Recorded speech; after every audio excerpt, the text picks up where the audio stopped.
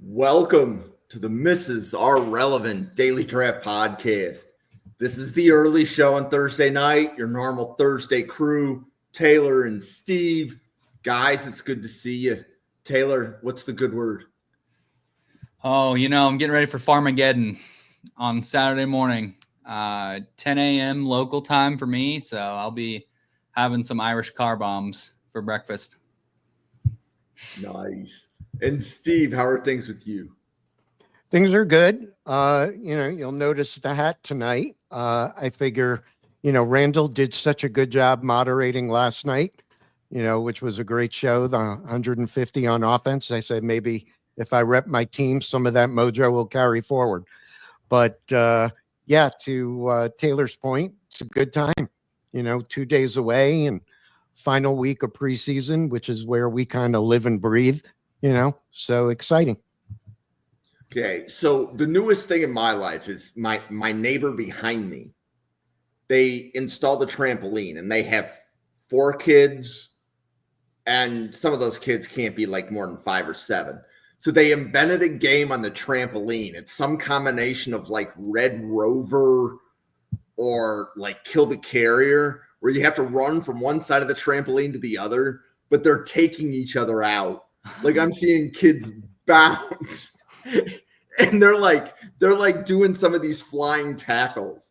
I'm like, I don't understand the rules of the game that I'm watching, but it's hysterical to watch.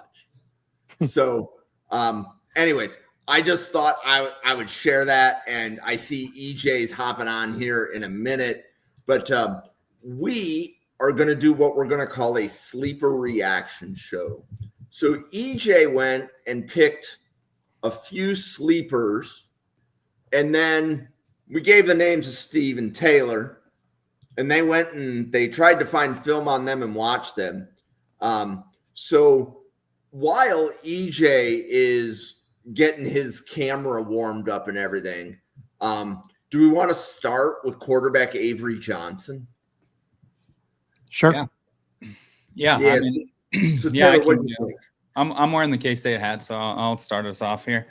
Avery is one of the most dynamic players in the Big 12. I think I said on last week's podcast that Dylan Edwards is probably the most dynamic player in the Big 12 in terms of speed and just explosiveness. At least in my opinion, Avery Johnson might be number 2, which is pretty crazy to think that both of them are in the Kansas State backfield. But Avery Johnson was one of the best quarterbacks in the country last year in terms of PFF run grade. He was top 15 in the country last year, so he's really, really good at running the football. And because of that, he's exceptional in play action as well. They run a lot of play action. He was top 25 in the country in play action pass grade last year. But the problem is he's a quarterback and he isn't that great of a passer. So for as dynamic as he is with his legs, he still needs to show and take that next step as a passer. But last year was his first season as a starter. So I think that comes with experience. I think he was also a little hobbled last year. He played through some injuries throughout the course of the season. And I think that kind of set him back in terms of his development a little bit. Our receivers weren't great last year. So there was a lot of moving pieces on the offense. Very good tight end room. But yeah, I think Avery Johnson is just one of those players. He can score from anywhere on the field at any time, and I think that that needs to be stated. Like I can't overstate that enough. Like he is one play away from, or one missed tackle away from scoring a touchdown from anywhere on the field. I just think he needs to become more consistent as a passer, and if he can do that, I think he has a chance to get into day 2 of this year's draft. And I mean, if he comes back for next year, I think the sky's the limit, really. Steve, what do you think? Yeah, I agree with that. I'd like to see him, come back and come out into the draft in 27. He's just fun to watch, right? He's a little gadgety right now, but he's a fun guy to watch, with the way he runs the RPO. I lived in New Jersey for a few years, and I really enjoyed what he did to Rutgers in that comeback. The height is good. I'm a little concerned, on the weight. I think in a heavy RPO or a spread, he could come right in, but I'm worried a little about the interception control and some of the short intermediate, precision stuff. Obviously he had a good game against Kansas, the Rate Bowl last December, but, game like Arizona State and Oklahoma State, those were a little rough. But yeah, I definitely think he can enter the day 2 conversation. So Avery Johnson. So Taylor, where do you have him now? Do you have him day 2, day 3? I think he's more. I think he's more day 3. I think he honestly right now. I don't even think if I was an NFL team, I probably wouldn't touch him in the 26th draft. I mean, I think based on what he put on film in 2024, right? Like I think the sky is like I said, the sky's the limit with 1 to 2 years. Like if he really shows out this year, I think he can get into the day 2 range. I wouldn't have a draft grade on him right now. I think 2027. Yeah, I'm all in, and I think if he develops this year, he can easily sneak into day 2. But right now, I wouldn't have a draft grade on him, quite honestly. Yeah, so EJ, where are you on Avery Johnson right now? So Avery Johnson, first year starter. That's the thing. This is why I made this list. Is a bunch of first year starters and guys just getting their opportunity to play football. So right now, what I'm looking at is he put in a baseline level of play in 2024. This is his first year starting. He figured out what he can and cannot do at the college football level. So now what I'm looking for development to stack on top of that because the talent itself is there. 6'3", he's listed at 190. I'm pretty sure he's bigger than that by now. The mobility, 600 yards rushing, 707 touchdowns rushing, and he's got the dual threat ability. He's got all that there. The talent level is that of a day 1, day 2 player. With quarterbacks, you need to get the skill level down. You need to get the knowledge of the offense and knowledge of the game of football down. That's where he needs to progress at. He is mechanics. Want to see more consistent mechanics, which will lead to more consistent accuracy when throwing at all 3 levels of the field. Because he has like a natural level of accuracy because you can see him throwing off of one leg, rolling to the sideline, and he can hit a layered throw over the top of the DB and into a bucket. But then you can see him in a clean pocket with 2 feet on the ground, airmail a ball over everybody's head. So you want consistency with his accuracy, consistency with his mechanics, and that all comes with reps. That's the thing. He's at the baseline of what he's at his starting point right now. So like as far as draft grades, I didn't look at this list as far as draft grades. I just looked at these guys as these guys are going to kick in the door into the draft conversation because after an expected breakout, I expect them to move forward this year, then they're going to be in a conversation. Whether they declare or not, that's anybody's guess. But I think he's a talented quarterback. He's one of the more talented quarterbacks in the country. And if he can get the skill level of the quarterback position down, he'll be one of the top quarterbacks in this class or the next class. Okay. A couple of other things I do like on him is I like now that Taylor, correct me if I'm wrong, but Matt Wells is now the full-time play caller there. I believe so. Yeah, and this will be his second season, I think. Yep. Right. And you got the whole wide receiver room, that's going to grow together. You got Duran Bradley, guys from Purdue, Tibbs, and obviously Jace Brown's coming back. So I think they can all develop together over this year. So Avery Johnson, like as I'm listening to you guys, the name that popped into my head was Anthony Richardson. Mm-hmm. How would you compare Avery Johnson's passing ability to Anthony Richardson at the moment that Richardson was drafted? Well, clearly Anthony Richardson was the more talented passer. He's the more physically gifted passer.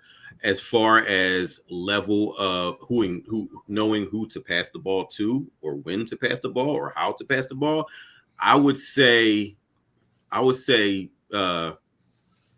Yeah, I'll give it to Avery Johnson because he simply has more experience. That's the thing with Anthony Richardson. He just didn't play a lot of football, so he doesn't have a lot of experience in doing the things a quarterback needs to do. Avery Johnson, by the end of this year, and he's got a whole season under his belt last season, and now he's got another future season coming under his belt. He's going to have a lot more experience. He's going to have a lot more room to grow than Anthony Richardson ever did. That's why I gave Anthony Richardson a go back to school grade when he came out. I mean, I wish so bad that he went either transfer or anything but go to the NFL because it wasn't going to work for him right away at the NFL. And we've seen the Colts had a poor plan for him. So I would say Avery Johnson is a little bit ahead of Anthony Richardson as far as the skill level of the quarterback position. You see, and I was hearing like that's kind of the vibe I was getting is that it actually sounds like Avery Johnson maybe a little bit ahead of Anthony Richardson, and Anthony Richardson is entering year 3 of his NFL career. And if Avery Johnson just stays on the right path, he has a similar ceiling, I think, than that people describe for Richardson. Yeah, he has a better it's an easier path once you have more experience. That's what we're seeing now. You need that 2 years of starting experience at the college level in order to just survive at the quarterback position in the NFL. With Anthony Richardson, he had 11 games started or something like that. So he came at Florida at that. So he came in woefully unprepared to run an NFL offense. But the upside gets you drafted. His talent is off the charts. So that'll get you drafted. The problem was the Colts didn't have the right type of plan to develop him. They just threw him out there. I think they just caved in under the pressure from probably the owners and probably the fans, and they put him out there. And then once you do that, you can't put that Band-Aid back on. So yeah, I think Anthony Richardson is like a cautionary tale now to these quarterbacks. This is why probably I think Arch Manning might stay in. Yep. So EJ, where do you want to go next on your list? Are we just getting started? Do we do I guess we can go position by position. Avery Johnson was the first one we did. Yeah, this is the first one. Wait, EJ, let me ask you real quick. I don't know how much Big 12 scouting you've done in terms of the quarterbacks, but where would you put Avery Johnson in terms of Big 12 quarterbacks right now today? See, I didn't look at a whole bunch of Big 12 quarterbacks, but I'm trying to think who's there. Well, let's say Sawyer Robertson is there. Josh Hoover is there, right? Yeah. Sam Levitt. I think me personally, I have Sawyer Robinson as my top Big 12 quarterback. Number 2, I have Sam Levitt, and then I think I'd have Avery Johnson in that number 3 range. I like him more than Rocco Beck. I like him more than Josh Hoover. I like him more than Sorsby or Jalen Daniel, really any of the other quarterbacks. I think he has the highest ceiling of maybe any quarterback other than Sawyer Robinson, in my opinion, or Robertson. But I think, I think he's definitely in that conversation. Yeah, I would put him at like a tier below Sawyer Robertson. Okay, so EJ, floor's yours. Pick any other sleeper on your list. All right. I mean, shoot, I'm gonna toss it back to y'all guys. Who do y'all see on that list? Like, what the heck is EJ thinking? I know Taylor's got one. Yeah, we were talking before you hopped on, as far as what we consider a real sleeper.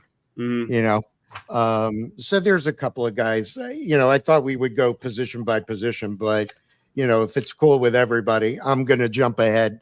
Let's talk PeytonBowen, the safety out of Oklahoma. Yeah. Right. He's a guy I consider a sleeper. I love the measurables. I have him 6 feet and just right around 200 pounds. He played in all 13 games as a freshman. Good, some good numbers. Taylor was saying as we were getting started that a common denominator here, is you want to just see some of these guys like him remain healthy. Yeah. And I think that's a big thing, but his ball tracking is good. I think he's got, very good instincts on making breaks on a ball, low quarterback rating when he has been there. So he's a guy I consider a real sleeper. Yeah. Former 5-star. This is a guy that got all the talent in the world. He's replacing I forget what his name is, but he plays the safety. He was in the slot for Oklahoma, but he just got drafted. Yeah, exactly. He's replacing Billy Bowman, just so they're looking for him to play in that type of role, so he can do a little bit of the slot, a little bit over the roof of the defense.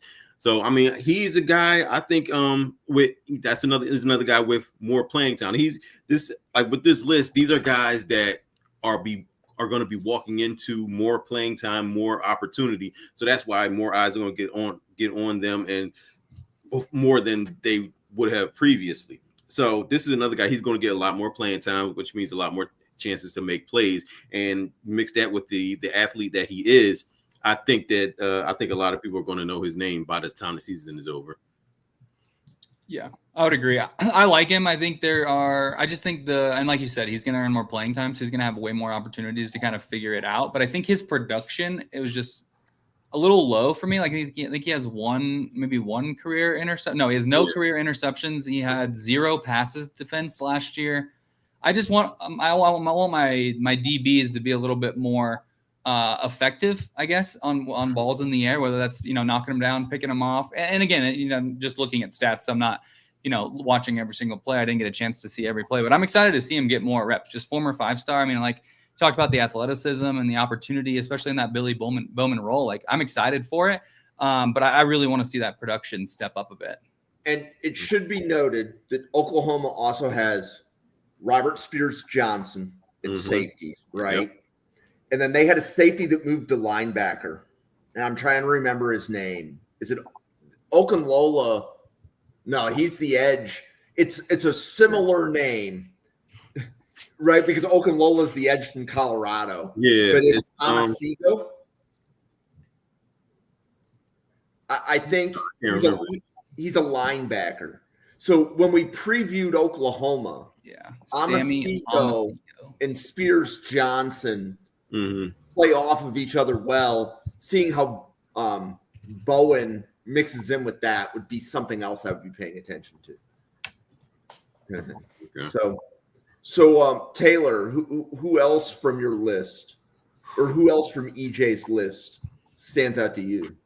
I think my personal favorite player on this list, and I love it because it's a guy that I don't think anyone, maybe outside of Auburn, Alabama, knows about, and that's Jeremiah Cobb. I was a huge. I mean, there's like 3 clips on Twitter. That's it. That's all you get. He returned kicks last year.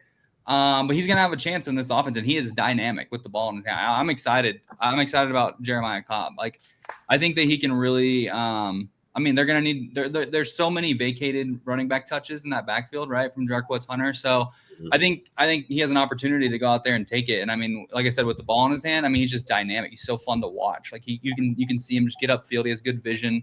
So yeah, I'm excited about him.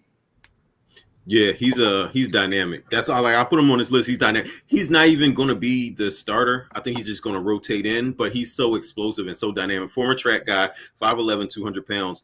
You see his speed when he's returning kicks, but also in the open field, they throw him some swing passes that he always makes the first guy miss. He's one of those explosive, fast guys that you don't know if you want to know how he does with a heavy workload at the running back position, but I don't know if you're going to see that this year, but you will see the flashes of his speed and athleticism.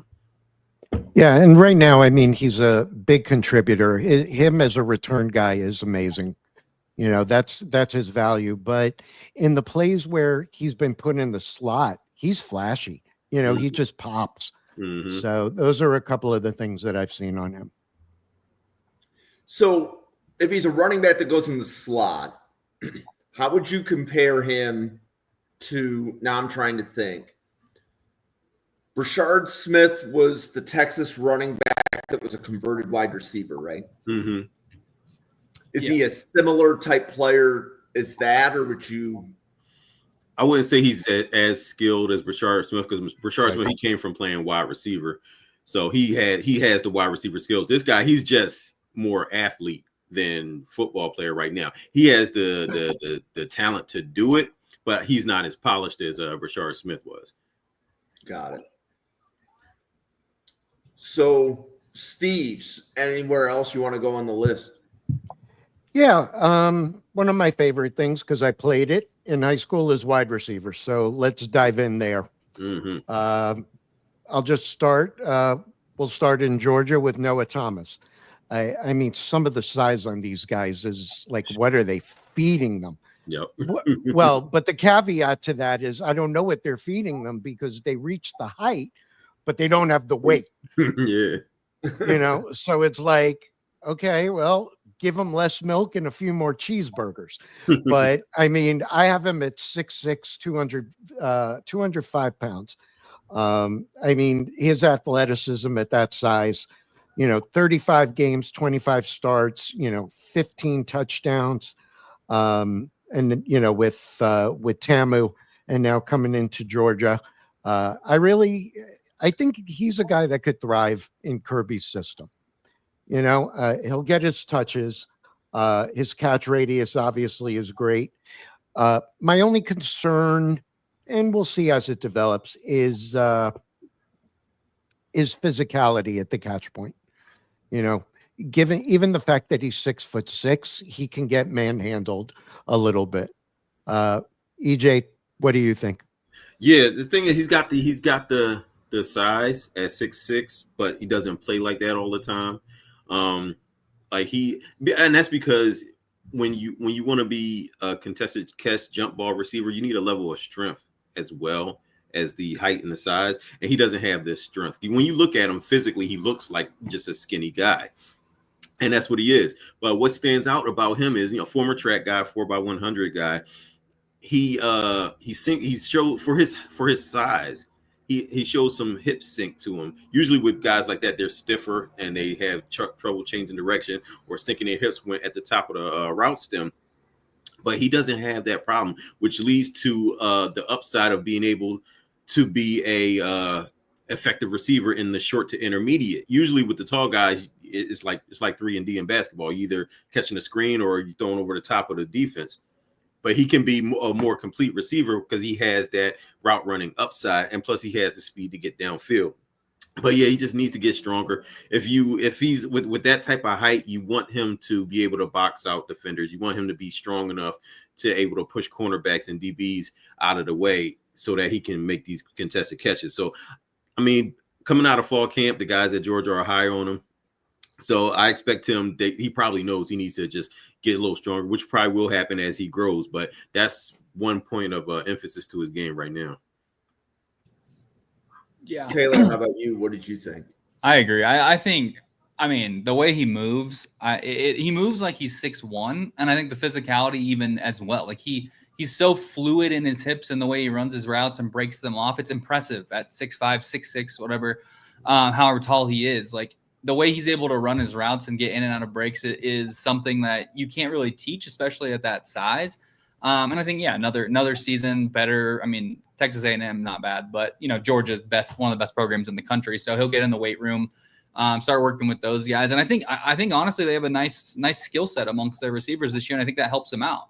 Like they get Jaccarius Branch in the slot, and they have Dylan Bell coming back as well. So they have some experience there, whether that's inside the slot or even on the other side of the field. So that should allow Noah Thomas to get some one-on-one matchups this year, which should be fun to watch. Okay. Taylor, is there somewhere on EJ's list of sleepers that you want to go next? Yeah, well, I think we stick with the receivers here. There's quite a bit of them that we covered, and I think if not for Jeremiah Cobb, I think my second favorite guy on this list is Ole Miss wide receiver Cayden Lee. Mm-hmm. I was a huge fan of. I just think. Well, I don't know if you guys saw the clips of him working out this summer, but you know who the quarterback was he was working out with? Jayden Daniels. Oops. In the summer. So that's just working out with him in the summer. He obviously had to fill in last year a little bit more when Trey Harris went down for the year, which is the same reason, Jordan Watkins was able to get drafted.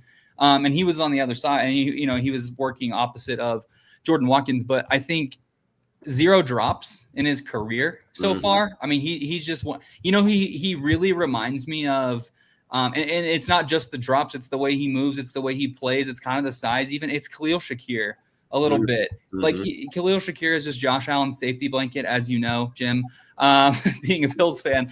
And it's just, he's open, he's in the right spot, he knows what he's doing, he catches the ball, he doesn't put the ball on the ground. I'm excited. I'm excited to watch him this year. I think he can, I think he can be a guy that elevates his play. Yeah, I agree on that. He's already on the Biletnikoff watch list. no drops. I mean, his discipline in zone is so key, and he's versatile, right? Where I could see him, in the slot or motion or outside. He's a dependable guy. Here's another comp I'll throw at you that I thought on a couple of the things that I saw I was thinking a bit of Julian Edelman when I watched. Yeah, I can see EJ. that. Yeah, I agree with Bill. I said Josh Downs when I was watching him. I'm like, oh, this guy is Josh Downs. But and the way he wins, he's 5'11", 180. The way he wins at the top of his routes with short area quickness. He's not. That's the thing. I'm looking at this list now. I noticed I have a type. I put 4 wide receivers on this list. They're all 3 of them are tall, fast guys. So I figured I had to put somebody, with a more reasonable size. But like Cayden Lee, he is like he's going to route you up. He's got excellent quickness. That's what stood out, because I saw this guy. I'm like, he had over 800 yards receiving last season. I'm like, how did I miss this guy? And it's just him running routes out of the slot. He's running option routes. He's running little slant routes. He's running double moves. He's got the quickness to do whatever you want it to. He's got the quickness to run whatever type of route he wants to.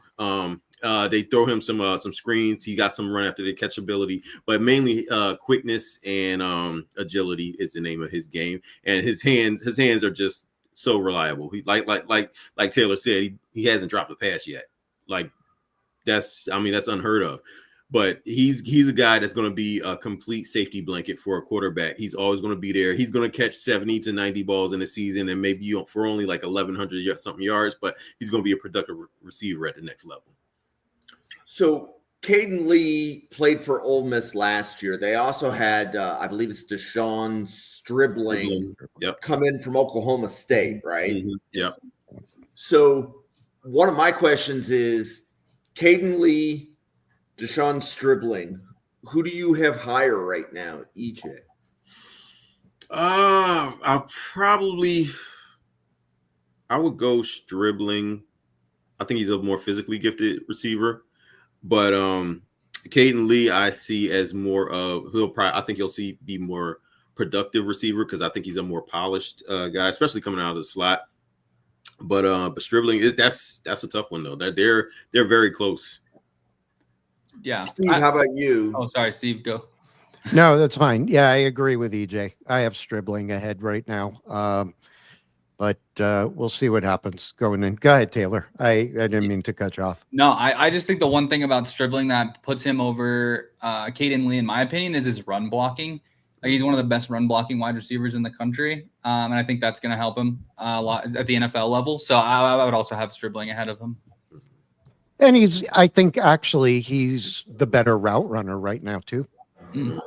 Over Cayden Lee. I do. Yeah. I mean, he also has reliable hands, certainly more so in traffic, but yeah, I have him just slightly ahead right now. Okay, all right. Well, there was another receiver on that list that was Reed Harris. Steve, you want to kick that one off?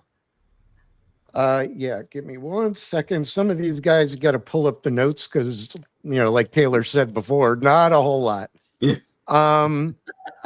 So he's a guy I want to see come out in 2027, right? I would like him to spend some time in a Bill O'Brien offense and really develop, like EJ said before, 6'5", at least he's over 200 pounds. Yeah. So that's an advantage.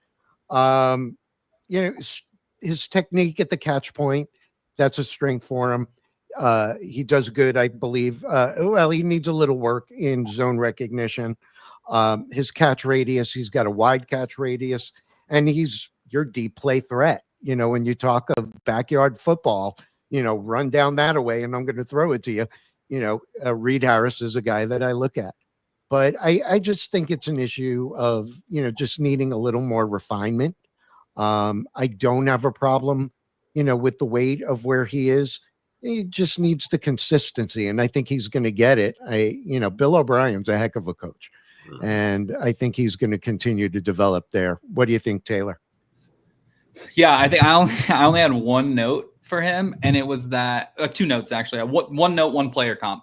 That's all I had. I just did a quick little review of him. I think he lacks some athleticism.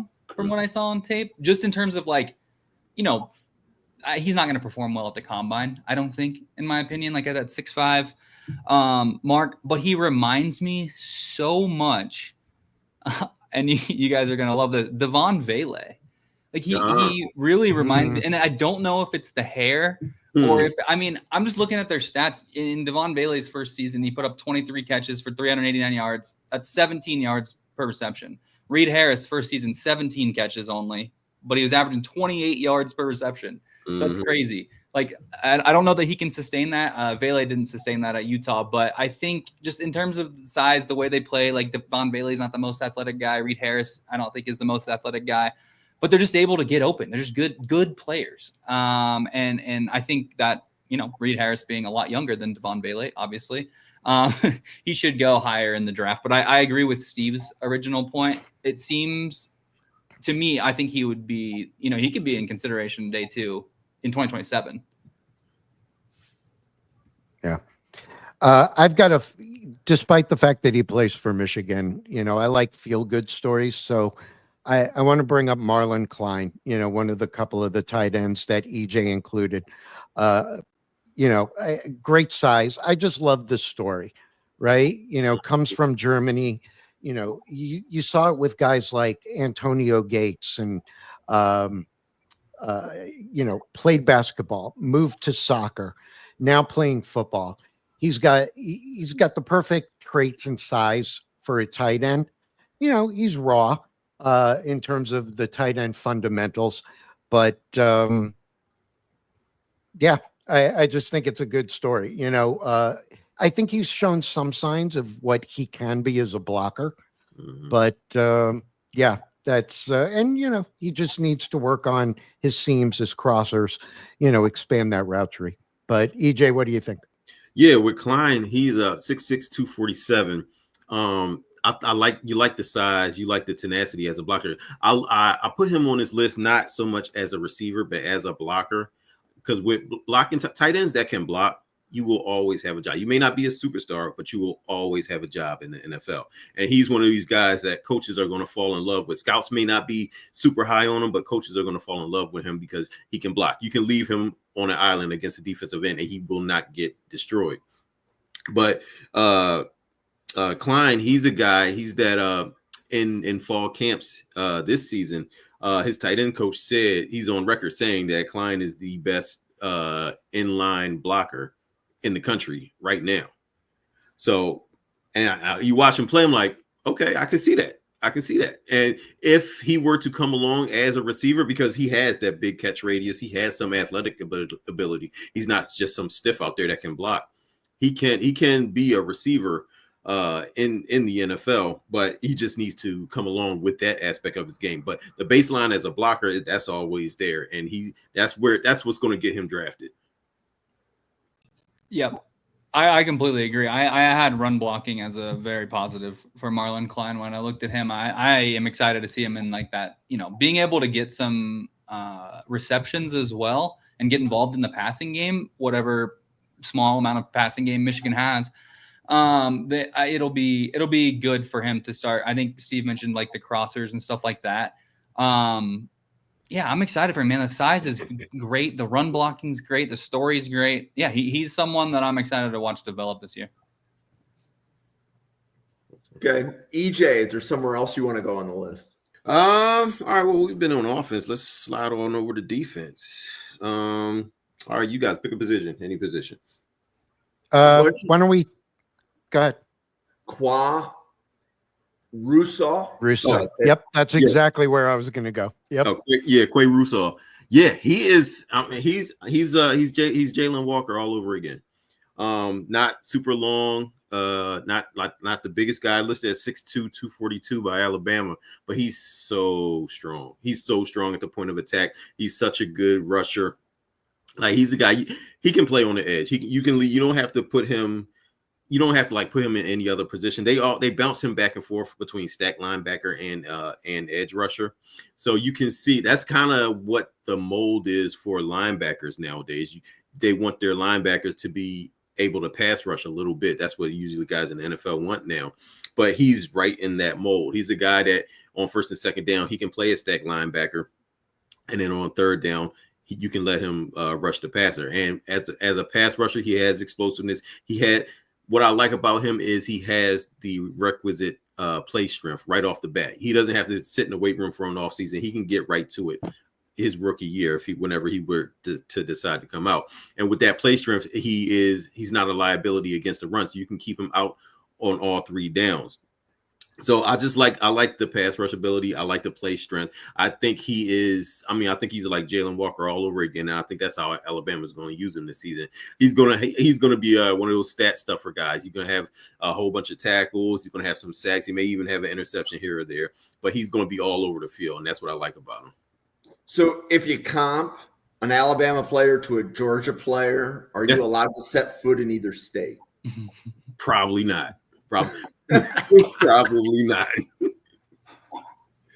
But my Eagles, our whole team is consisted of Georgia players and Alabama players, so we kind of walking the line right here. Taylor, did you want to add anything to that? Yeah, just my condolences to that poor Auburn guard. And that very viral clip of Russaw just absolutely owning him. The guard was pulling and he knocked him to the ground. The strength is there. I mean, the athleticism is there. He's just the dude that was blocked by, or he played last year, I guess, but he'll have an opportunity this year even more to kind of show what he did in the offseason to kind of develop. I will say and I need to go watch these games. I haven't been able to sit down and watch a full game, but he had really, really low grades in PFF against Tennessee and LSU. And I think those are, two of the better teams in the country, obviously. So, I want that level, I want to see it against that level of competition. And I think, full offseason coaching at Bama, I think he's going to be just fine. That's the next step I need to see him take. I think he's flashy enough to play in space, be used in that wolf role. But I would like to see him on the edge, in a stand-up and see what happens. But, yeah. Okay, so a couple of defensive tackles there. Amari Washington. Yep. Did I say that well? Yep. Yeah. I can start. Yeah, he's probably my favorite defender on this list, so I'll just start. He's got he's very quick off the ball, and he's able to knock the defense or knock the offensive line back as well. He was on Feldman's freak list as well. I just think he had some hurries, but he was only playing 15 to 25 snaps a game when I looked, and he didn't record any sacks. So I think, just taking that next step, being a full-time starter now. Jamari Caldwell's gone. That defensive line, a lot of it's gone. I think he'll be able to take a step. And he is athletic, fun to watch. I think once he kind of improves his technique, I think the only thing that I really have as a negative for him is if a quarterback's fast enough to get out of the pocket, he's not chasing him down. But, that's not his job, right? So I think Amari Washington is a guy that I could definitely see rising this season. Steve? Yeah, I feel he dominates with his size, and he's just a disruptor. I could see him playing in the 4-3, I could see him in the 3-4, paired with some, splash sub packages. But, 14 pressures on only a few snaps isn't pretty good statistic. Yeah, the 0 sack thing, that doesn't bother me so much. I look at a guy, like the Jets, Quinn and Williams. He had the 1 year, where he racked up a lot of sacks and turned into a big contract. But that's not his game. The game, and I think the same thing with Amari Washington, is generating that interior pressure, which he can do. EJ? Yeah. With Amari Washington, I think he was a simple case of a guy having to wait his turn because, Oregon was stacked last season on the defensive line. So he just pretty much he was a young guy, had to wait for his turn. And I think once he gets his turn, he's gonna make a splash because he can play zero technique. You line him up at a zero technique, head up on the center, he's gonna abuse that center. You put him as a 3. He that's the thing about him. He's 6'3", 320. He's the size of a nose tackle, but you can put him as a 3 technique where he can shoot the gaps. He has that type of get off and that type of explosiveness where he can get off and shoot the gap as a 3 technique and rush the passer. His pass rush bag, his hand work, and all that needs work. I mean, that's expectedly because he's a young guy, but he's a guy that his athleticism is going to be obvious. Like week 1, his athleticism, his get off on the ball is going to be weak. It's going to be obvious week 1, and teams are going to have to adjust to deal with that type of thing. But he's a guy I think he's going to break out just simply because he's going to be on the field more. Okay, and then there's a defensive tackle listed right after him. Ansel Mbuh. How do you say it? Ansel Mbuh. Yep, he's okay. I found him when we did the TCU podcast, TCU and Baylor podcast. He's transferring from Washington State. He's going to TCU now. 6'3", 291. What impressed me about him is he's got some get off. He's not going to be your nose tackle, your hold the point of attack guy. He's going to be your strict pass rusher. He's a guy nickel situations, obvious passing situations. He's going to come in and he's going to shoot the gap. He's got get off. He's got a little bit of hand work. He's got quickness. He's a little undersized as a defensive tackle, but he's a guy that can pressure the quarterback. That's what stood out to me about him. So put him at TCU, where they have some solid players on that defensive line as well. I think he's only gonna improve. Yeah, I think you're going to see that. I like the fact you got the Pac-12 and now the Big 12, going on. I'll contradict a little bit of what I said on the last guy we got, but he's got the pressures and he's got the sacks. 6 sacks coming in the middle. About 20, 30 pounds, lighter than what you normally like to see, but he gets in there, tackles for a loss on a consistent basis, in addition to, that's the sack production. Trying to think if I saw anything else. Go ahead, Taylor. Yeah, just to echo Steve's point, he had 16 stops, which is just according to PFF, which is just means that a play that initiates a negative for the offense, and I mean that's another thing that goes along with the sacks and the hurries.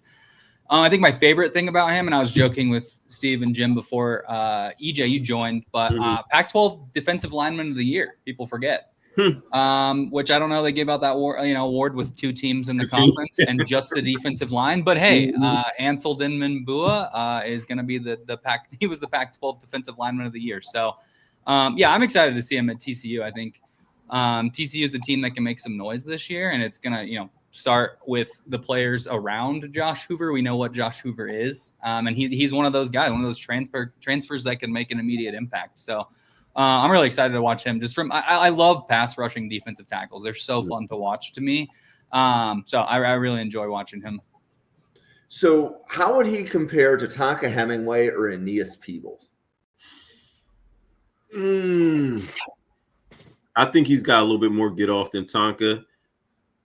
Aeneas Peebles, I think he's a little bit more stout than Aeneas Peebles is. I think he's probably like right in between the two of them. Okay. So I think he's a little bit stronger than one and a little bit faster than the other. Quicker. As I was listening to you guys, like almost all my comps go to the previous year's draft class. Like, am I hearing this about the player correctly? Yep. So it's a player that's kind of in that characteristic where he may not have the best anchor for run defense, but he's going to be able to get upfield and generate a pass rush. Yep. Okay, I'm looking at the list. Linebacker Arvell Reese. Yes. First round talent. Talent. Yes. Ohio State. Wait, is that the linebacker that ran like 22 miles an hour? Yeah, yep. At 6'3", 243. Yep. That guy's awesome. Yeah, like I think Ohio State is going to have the most athletic set of linebackers in the country this year. Because, I mean, we know about the athleticism of Sonny Styles. This guy is no slouch. This guy is bigger than Sonny Styles and just as fast and just as explosive. He's another guy that just had to wait his turn. He had people in front of him. But he's going to be the starter next to Sonny Styles now. We don't know. I don't know whether he's going to be the true Mike, where he's going to be patrolling in between the tackles, or he's going to be more of the run and chase linebacker. I'm thinking that, well, with the way they played him this past season, the few snaps he did get, he played like a true Mike. He kept himself clean. I want to see him get a little bit stronger so he can disengage, stack, and shed from the offensive lineman. That's what I think he needs to develop as a linebacker. The instincts are solid. They could be a little bit faster, but that's to be expected because he doesn't have a lot of reps under his belt. But if he's kept clean, he can go make the play.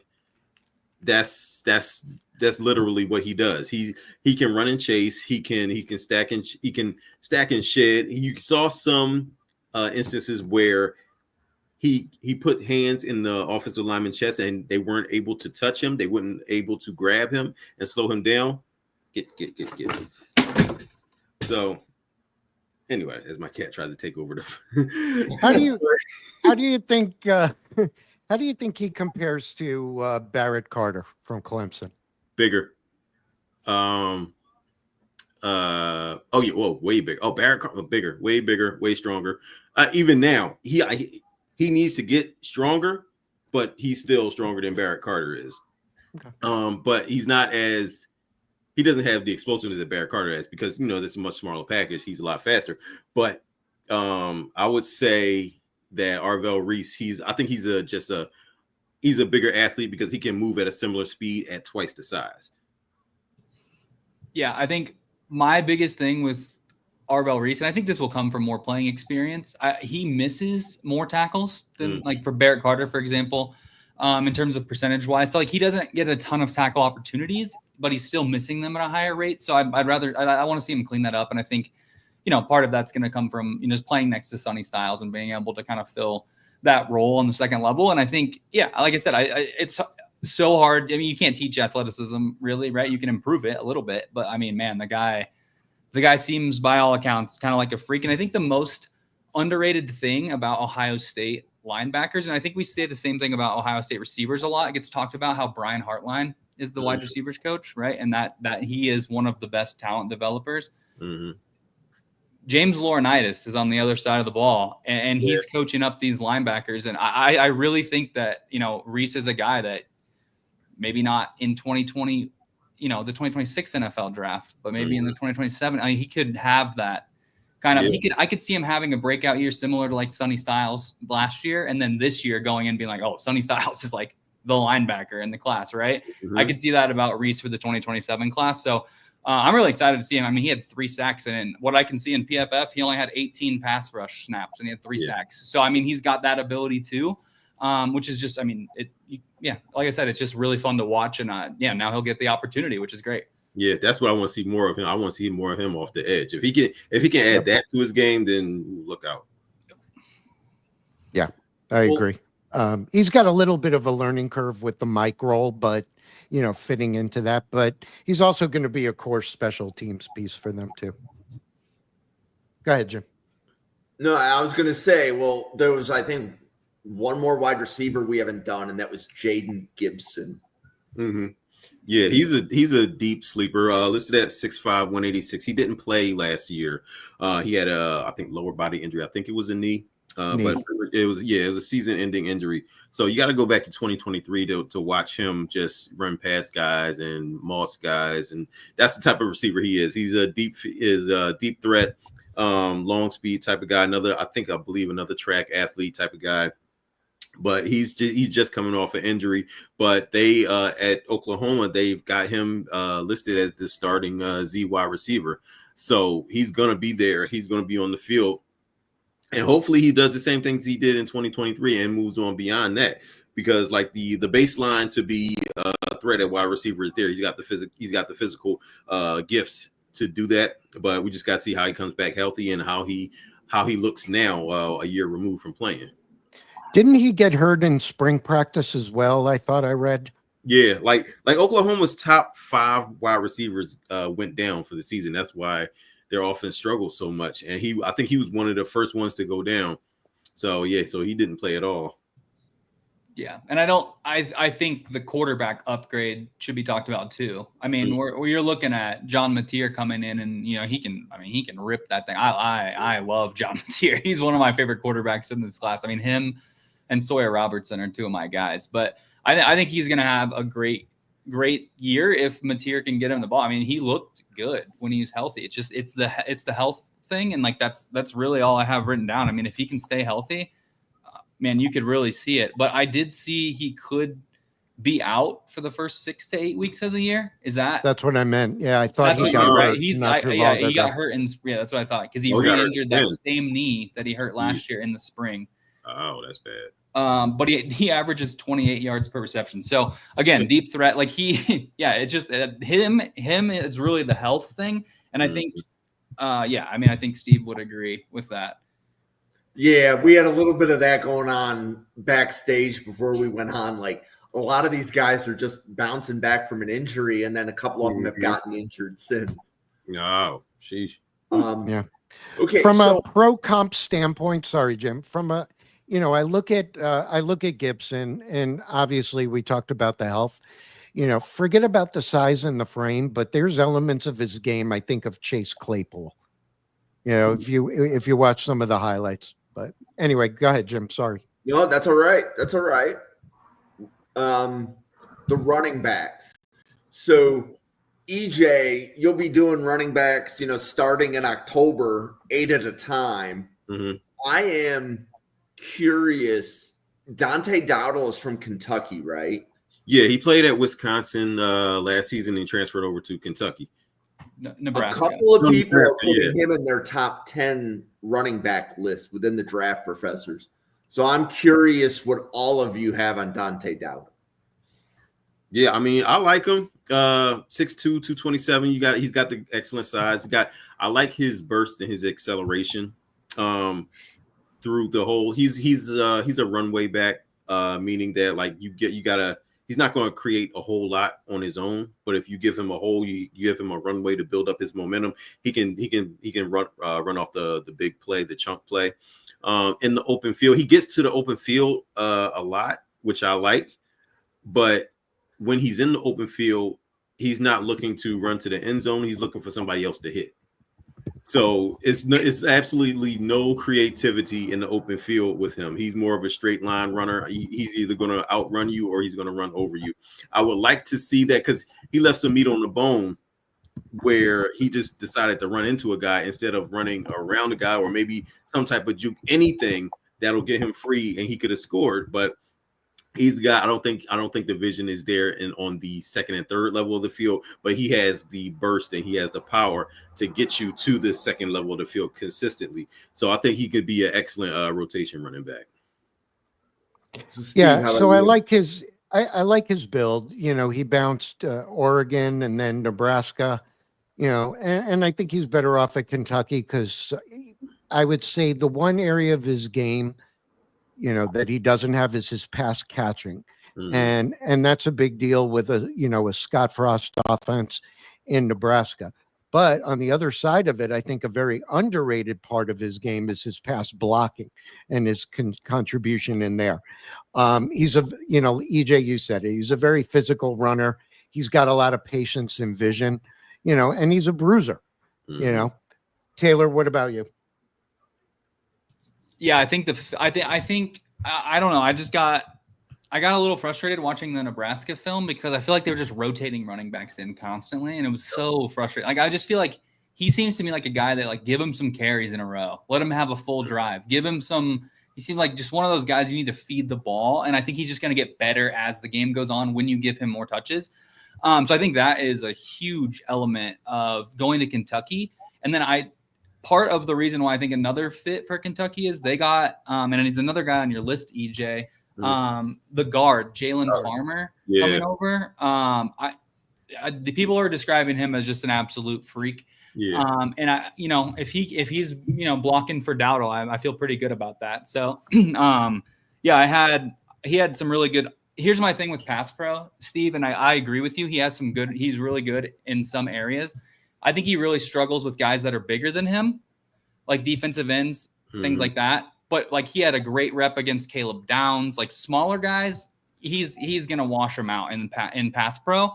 So yeah, I'd like to see him just be a little bit more physical against the guys a little bigger than him. But he's 6'2", 227 is what he's listed. So I don't see many guys bigger than that. So Taylor, I have a question on that. Yeah. Could a running back who's 220 pounds be expected to block a defensive end that's at 260 or 280? Like, is that lose slowly? Yes. Or like what's because I'm thinking like I don't want my running back for Buffalo to pick up a defensive end coming at Josh Allen. That's not the way that I would want to draw that up. Yeah. I think the biggest time I saw it was when there was interior pressure, right? He doesn't have a choice but to block the guys, right? And all he can do is kind of keep them out of the quarterback. And sometimes he just wasn't able to do that. It's not his fault that the guard or the center is getting beat, right? But he is that last line of defense. And I think, and just some of that, whether it's his positioning, his hand placement, just washing those a little bit bigger guys out, I think that's just an area that he can improve. But I guess I'm really excited to see him go to Kentucky, and I think that offensive line should be decent. Yep. And I do want to see him run behind Jalen Farmer. Yeah. And real quick on Jalen Farmer, he's 6'5", 320. According to him, he has 18% body fat. Right. So most of that 320 is muscle, which is scary. But like on film, he plays right guard. You can see him like the play strength is there. The play strength, the core strength is there. Like guys run into him and he just doesn't move. He like you want to get his hands. I want to see him extend his hands a little bit more so that way he can just move bodies. But this guy, the baseline strength is there. I think he can come into the NFL and be a plug and play right guard. Only allowed 1 sack last year in his first year at Kentucky. Yep. I think. Yeah, so EJ, you had 2 offensive tackles on your list: Cason Henry and Jaccarius P. You want to talk about them for a bit? Yeah, Jaccarius P, another freaks list guy. He is. I think last season he played a little bit undersized. He was sub 300 last season, but you can't tell the way he plays. He's so strong. You can see why he's on the freak list because of his strength. He played right tackle last season. He's kicking over the left tackle this season. I believe he's up to 6'4", 309. But the strength is what really stands out. And once he gets his hands on you, you're locked in. You're not going anywhere. I say his foot quickness at the tackle position, I would say, is average by NFL standards. I think if he fails at tackle, you can easily kick him inside the guard, and he would be an excellent guard. But the play strength is what I like. He has the fluidity, the body fluidity. Doesn't have the quickest feet, but he's fluid in his movements when he's dropping into his 45-degree sets, his vertical sets. He has that type of footwork where he can get to his spot and meet a speed rusher. But his whole thing is like in the run game, he moves bodies. He's got that type of that torque strength where he's engaged with a rusher and he can just flip his hip and pretty much just flip the defender onto the ground. He's got that type of strength. Like his strength is up there with Jayden Roberts from Alabama. So he's what stands out. A lot of people don't know his name because he plays at North Carolina State, but I think switching over to left tackle, I think he's got a bright future ahead of him.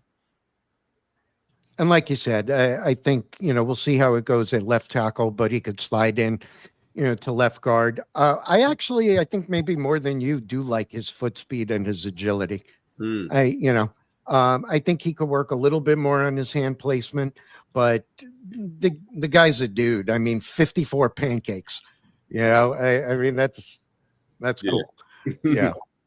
Yeah. I'll second kind of what you guys said quickly. I think to me, I don't know his measurables, but the way he moves, the way he run blocks, the strength, it just screams guard to me, like at the next level.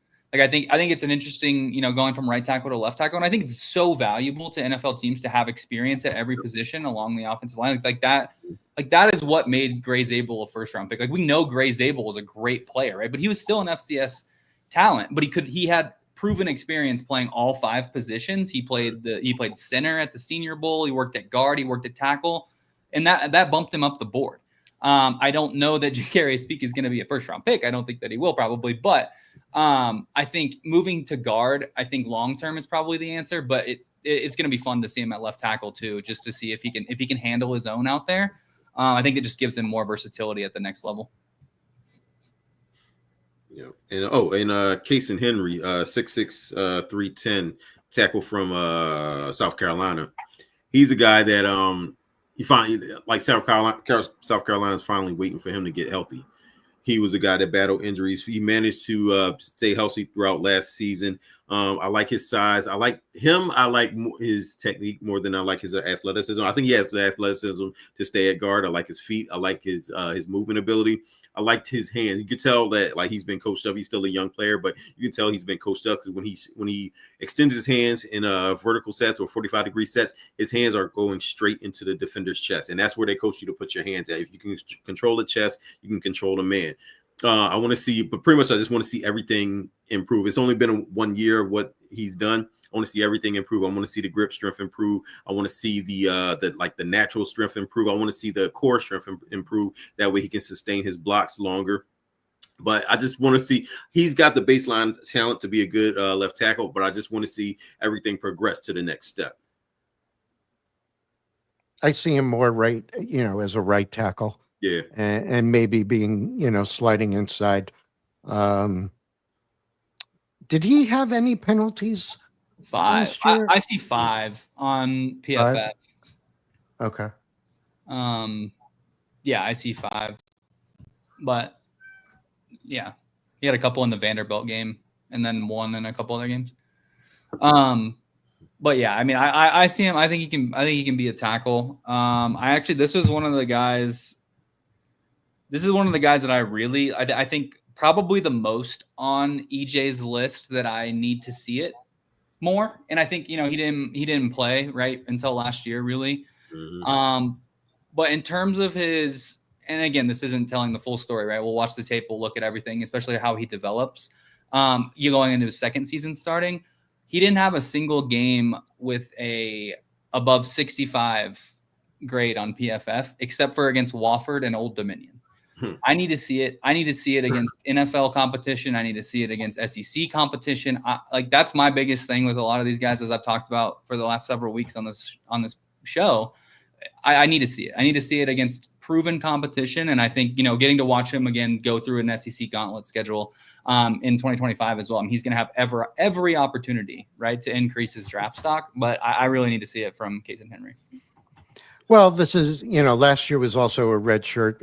He started the opener in 23, but he got hurt. He only played in 2 games in 2023. So, we'll see how it progresses for him, this year.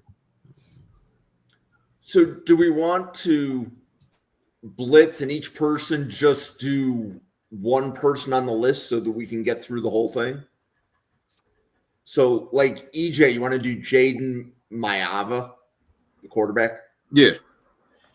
So Jayden Maiava, 6'4", 220. I think he started the last 4 games of last season.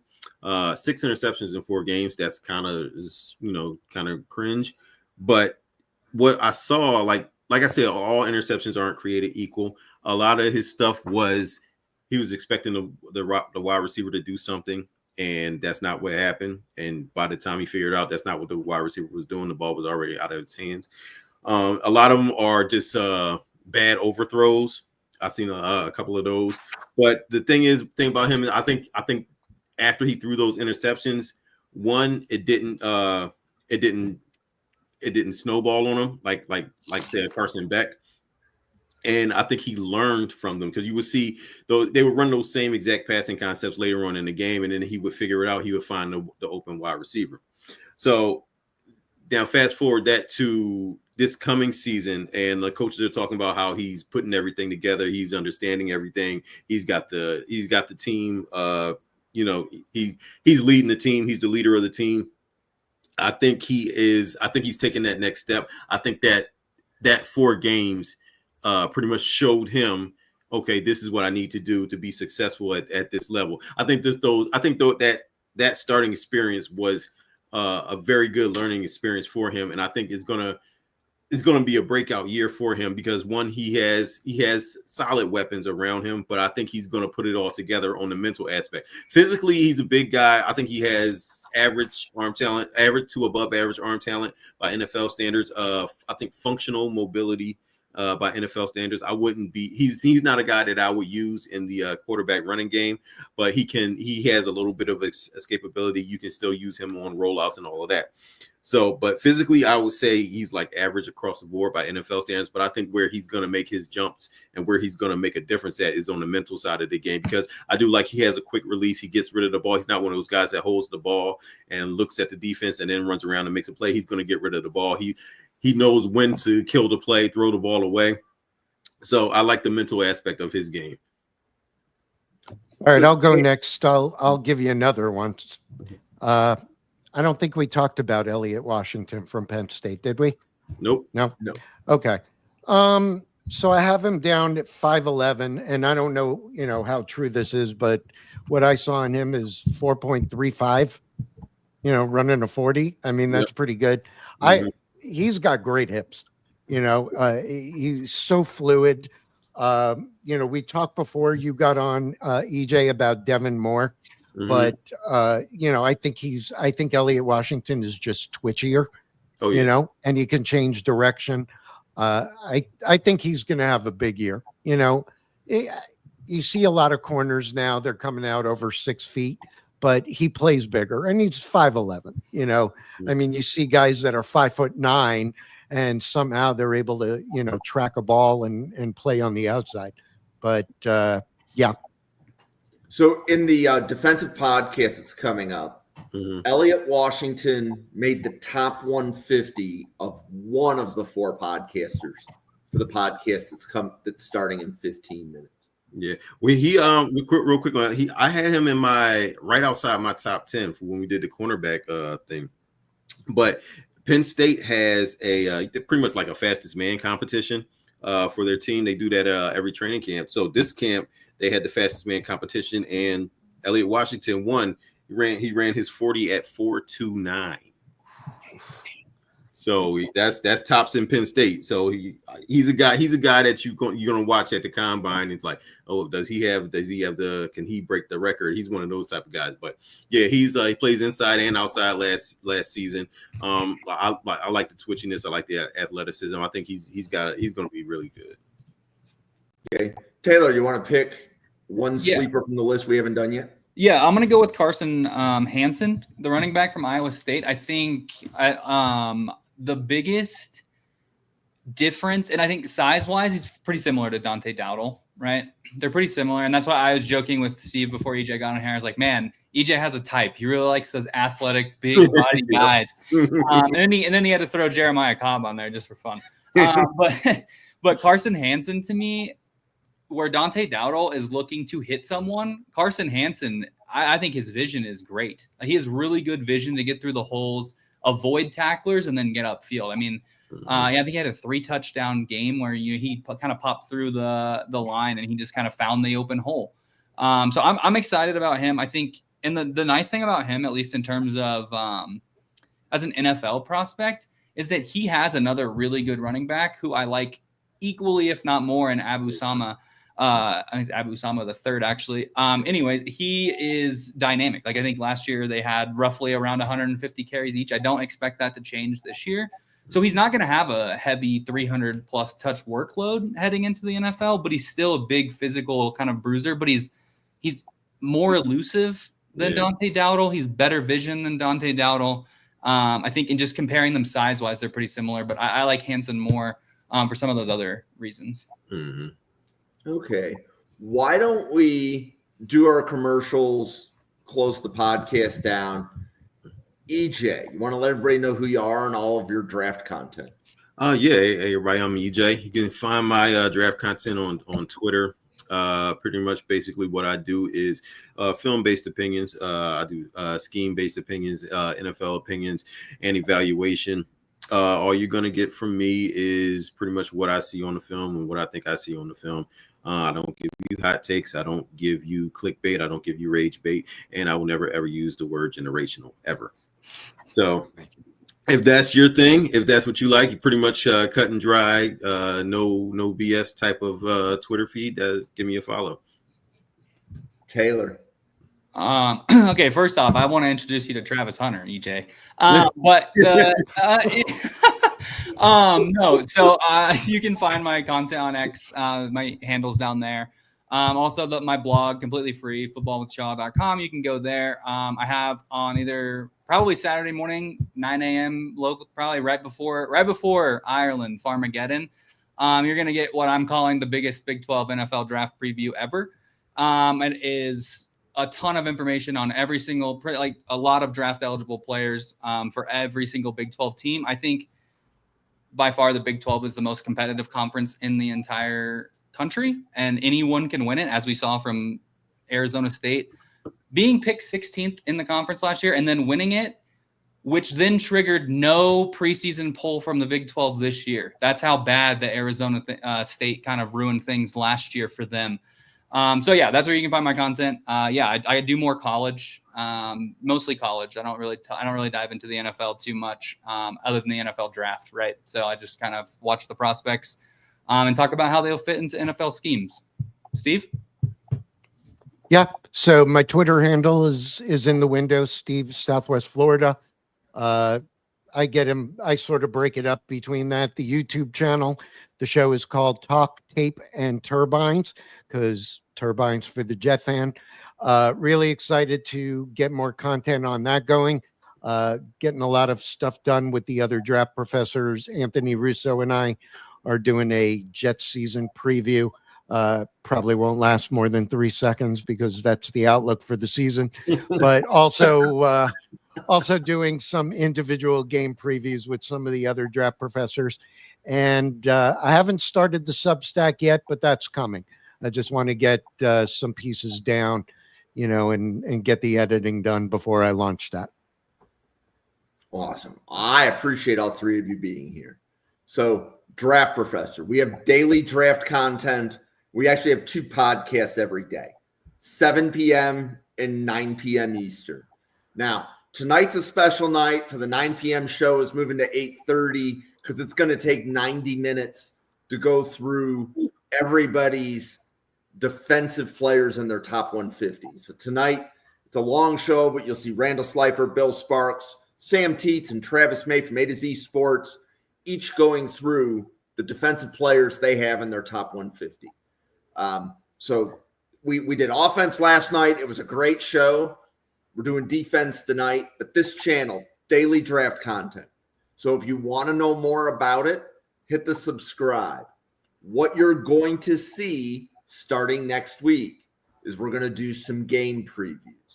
So we're going to pick a couple games out of the college lineup, and we're going to tell you the draft stories in the game. So is there a corner lining up against a wide receiver that are in the draft, or an offensive tackle against an edge? Or do we want to tell you that they have some player that is a African immigrant, or he's a tight end from Germany? We'll tell you whatever the stories are for the draft in that game. We'll talk to you about it for 50 minutes and make the draft entertaining and get you used to some of the names you're going to hear called in April. But that being said, we have another podcast that is starting up in less than 10 minutes. So we are going to close this one down. Thank you very much for watching. For EJ, Steve, Taylor, and the 88 podcasters at the Draft Professor, thank you so much for watching, and we'll see you on the next show.